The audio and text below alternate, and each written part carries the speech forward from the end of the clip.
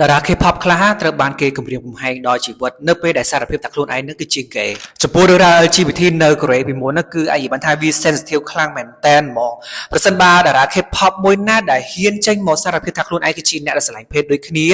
គឺវិជាប្រិយភាពធ្លាក់ដុនដាបខ្លាំងលែងមានការងារធ្វើទៀតហើយភាពតិចណាស់ដែលមានតារាកូរ៉េមិនថាជាតារា K-pop ឬក៏ជាតារាសម្ដែង K-drama អីទេគឺមិនហ៊ានចេញមកបោទចំហនៅភេទរបស់ខ្លួនឯងនោះទេគឺដោយសារតែបញ្ហាទាំងអស់ហ្នឹងដូច្នេះពួកគាត់ត្រូវរស់នៅជាមួយនឹងការលាក់បាំងនឹងរហូតប៉ុន្តែនៅក្នុងសម័យនេះទោះបីជាខ្ញុំមកបានទៅលេងប្រទេសកូរ៉េក៏ដោយក៏ខ្ញុំមានមិត្តភក្តិដែលរស់នៅទីនោះដែរដែលគាត់បាននិយាយថាចេះនៅប្រទេសកូរ៉េឥឡូវគឺ open mind សម្រាប់អ្នកដែលស្រឡាញ់ភេទដូចគ្នាគឺមិនសូវមានអ្នករើសអើងដូចពីមុននោះទេឥឡូវនេះគឺមានសមាជិកក្រុម K-pop មួយរូបគាត់បានបលាត្រដាងនៅបង្ហាញអំពីអត្តសញ្ញាណរបស់គាត់នៅចំពោះមុខអ្នកគាំទ្រតែម្ដងដែលថាគាត់គឺជាផ្នែកមួយនៃក្រុម LGBT គាត់គឺជាក្រុមបរិសុទ្ធស្រឡាញ់បរិសុទ្ធហើយម្នាក់នោះគឺមានឈ្មោះថា Bam ដែលគាត់គឺជាសមាជិករបស់ក្រុម Just Be និយាយដល់ស្មោះត្រង់គឺខ្ញុំពិតជាកោតសរសើរខ្លាំងមែនទែនចំពោះតារាមិនថានៅក្នុងស្រុករបស់យើងឬក៏ក្រៅប្រទេសនោះទេ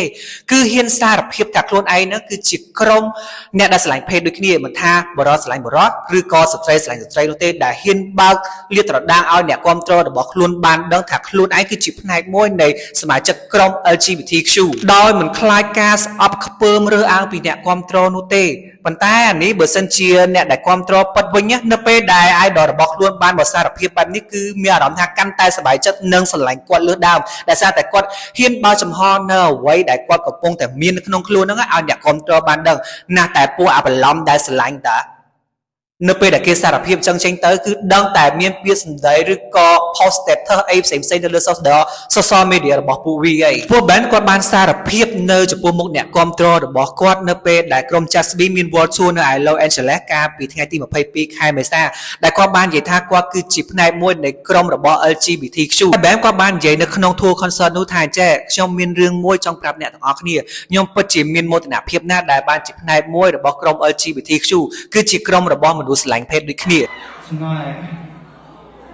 I want to share something with you guys. I'm fucking proud to be a part of the LGBT community. As gay person.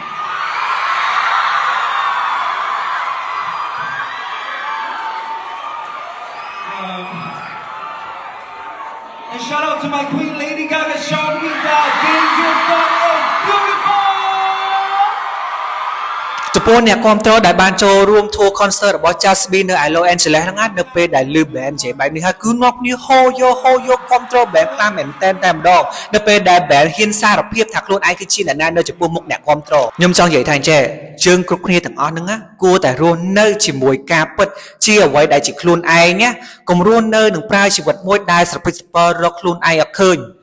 ព្រោះថាបើសិនជាអ្នកទាំងអស់គ្នានៅតែសពិចសពិលរកខ្លួនឯងអត់ឃើញទេគឺអ្នកទាំងអស់គ្នារស់នៅជាមួយនឹងបញ្ហាហើយអាចឆ្ងល់ថាចេះតើខ្ញុំចូលចិត្ត A ឬក៏ចូលចិត្ត B ហើយមួយទៀតកុំរស់នៅជាមួយនឹងការបន្លំបើសិនជាអ្នកទាំងអស់គ្នាកំពុងតែរស់នៅជាមួយនឹងការបន្លំអ្នកដែលរងទុក្ខគឺមនុស្សជុំវិញខ្លួនរបស់អ្នកជាពិសេសអ្នកដែលរស់នៅជាមួយអ្នកនៅដល់ថ្ងៃអនាគតគេនឹងរងទុក្ខជាមួយអ្នកនៅពេលដែលគេដឹងការពិតរបស់អ្នកថាអ្នកបន្លំធ្វើអញ្ចេះបន្លំធ្វើអញ្ចោះដើម្បីបំពេញមុខបំពេញមាត់ឬរស់នៅជាមួយអ្នកដើម្បីជាផលប្រយោជន៍អីមួយកុំត្រូវរស់នៅជាមួយការពិតឈប់បន្លំដូចជា band អញ្ចឹងគាត់គឺជាតារា K-pop គាត់ហ៊ានមកសារភាពប្រាប់នៅអ្វីដែលគាត់កំពុងមានបង្ហាញនៅភេទរបស់គាត់ឲ្យអ្នកគាំទ្របានដឹងថារូបគាត់គឺជាផ្នែកមួយនៃក្រុម LGBTQ ហើយគាត់ក៏ជាបរិសុទ្ធទៀតបរិសុទ្ធស្រឡាញ់បរិសុទ្ធនេះសូមសរសើរពីគាត់វិញទៅគាត់គឺជាតារា K-pop ដែលលក្ខណៈអន្តរជាតិប៉ុន្តែគាត់នៅតែហ៊ានបើកចំហមិនដូចអ្នកខ្លះជាមនុស្សធម្មតាឯងប៉ុន្តែខំប្រឹងលាក់មុខលាក់មាត់បាំងពីសន្តានរបស់ខ្លួនឯងប៉ុន្តែចុងក្រោយបង្ហាញដដែលប៉ុន្តែជាលាក់មុខឥឡូវយើងចូលមកដល់រឿង band វិញនៅពេលដែល band បាននិយាយសារភាពបែបនេះហើយ Blue Dot ដែលជាអ្នកគ្រប់គ្រងទៅលើក្រុម Just Be ហ្នឹងគឺគាត់អត់មានអីត្រូវនិយាយហ្មងព្រោះអីគាត់បាននិយាយថាចេះគេបានបញ្ជាក់ថាវាជារឿងជីវិតផ្ទាល់ខ្លួនរបស់ពួកគាត់ហ្មង គឺគេអត់មានសិទ្ធិអីក្នុងការចេញសន្និសីទកសែតឬស្ដីរែងការណ៍មួយឲ្យច្បាស់លាស់នោះទេព្រោះនេះគឺជាសិទ្ធិឯកជនរបស់គាត់តែនេះគឺជាព័ត៌មានខ្លះៗតាក់ទងទៅនឹងសមាជិកក្រុម Jasby គឺបែរហ្នឹងបានចេញមកសារភាពនៅចំពោះមុខអ្នកគ្រប់គ្រងជាច្រើនដែលលាតត្រដាងថាគាត់គឺជាផ្នែកមួយនៃក្រុម LGBT ជាចុងក្រោយអ្នកនរគ្នាកុំភ្លេចរស់នៅជាមួយនៅអ្វីដែលជាខ្លួនឯងកុំរស់នៅក្នុងភាពស្រពេចស្រពើឬការបន្លំព្រោះថាបើសិនជាយើងរស់នៅក្នុងស្ថានភាពទាំងអស់ហ្នឹងគឺយើងគ្មានថ្ងៃរកឃើញសេចក្តីសុខសម្រាប់ខ្លួនឯងនោះទេជាចុងក្រោយកុំភ្លេចណាជួយទៅ follow page ក៏ដូចជា IG ខ្ញុំម្នាក់មួយផងបាយបាយអ្នកនរគ្នា